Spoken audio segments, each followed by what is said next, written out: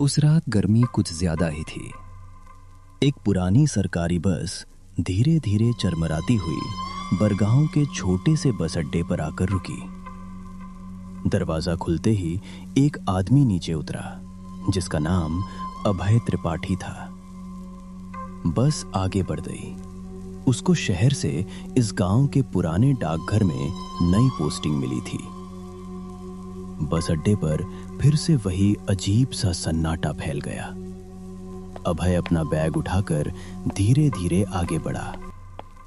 उसको गांव के चौराहे पर कुछ आदमी दिखे।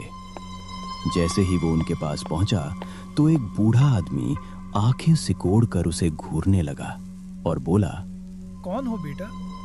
इस अंधेरी रात में इस गांव में क्या काम है? मेरा नाम अभय त्रिपाठी है और मैं यहाँ के डाकघर में नया कर्मचारी बनकर आया हूँ। ये सुनते ही वहां बैठे लोगों के चेहरे पर एक अजीब सी खामोशी फैल गई, जैसे किसी ने अचानक कोई डरावनी बात सुन ली हो। जिसे गांव वाले भोला राम काका कहते थे, धीरे धीरे सिर हिलाते हुए बोले, तो आखिरकार सरकार ने फिर से किसी को भेज ही दिया। क्या मतलब काका? क्या यहाँ पहले कोई डाकिया नहीं था?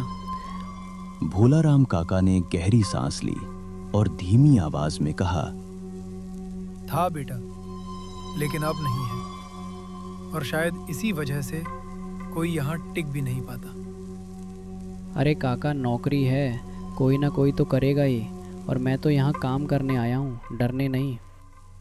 भोला राम काका ने उसकी आंखों में देखते हुए गंभीर आवाज में कहा, अगर सच में यहाँ काम करना चाहते हो तो बस एक बात याद रखना, रात के 12 बजे आने वाली चिट्ठी कभी मत खोलना।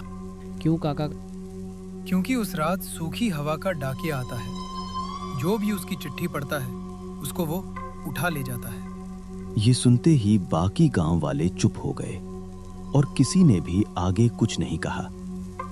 लेकिन अभय को ये सब एक अंधविश्वास लगा। वो हंसते हुए बोला, मैं पढ़ा लिखा आदमी हूँ, मुझे इन भूत प्रेत की कहानियों से डर नहीं लगता, और चिट्ठी खोलना तो मेरा काम है। जिसने भी वो चिट्ठी खोली है वो अगली सुबह जिंदा नहीं मिला।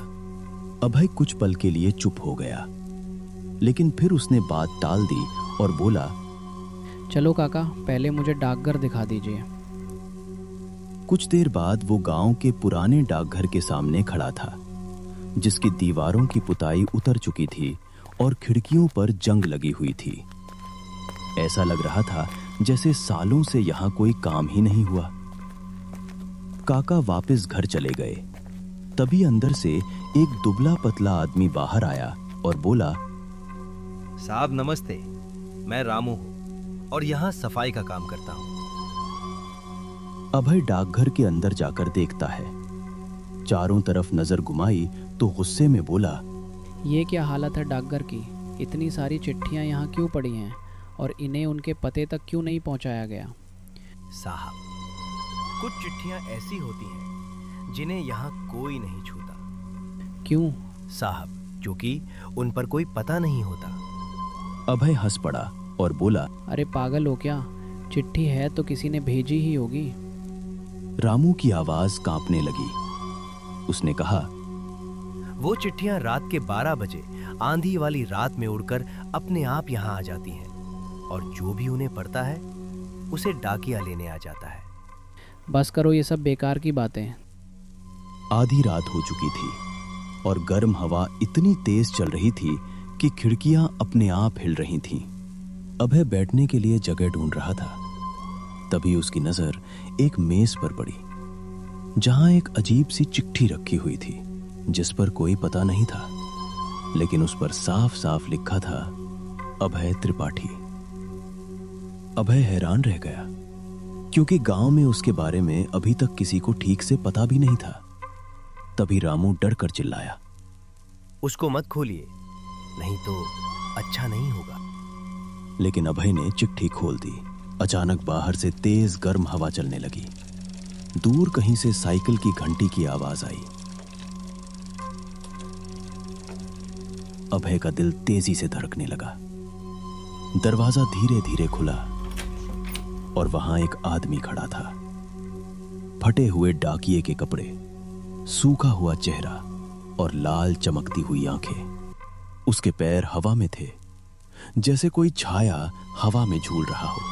वो आदमी धीरे से बोला, चिट्ठी पढ़ ली तुमने?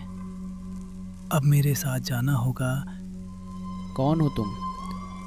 इस गांव का पुराना डाकिया नारायण।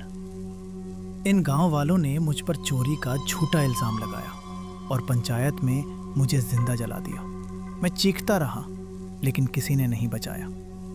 अब मैं हर उस इंसान को ले जाता हूँ जो मेरी चिट्ठी खोलता है। अगर गांव वाले तुम्हारा सच सबको बता दें तो क्या तुम उन्हें माफ कर दोगे?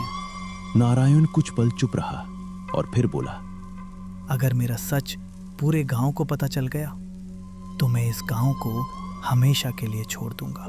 अगले दिन अभय ने पंचायत बुलाकर सबको नारायण की सच्चाई बताई और गांव वालों ने शर्म से सिर झुका लिया।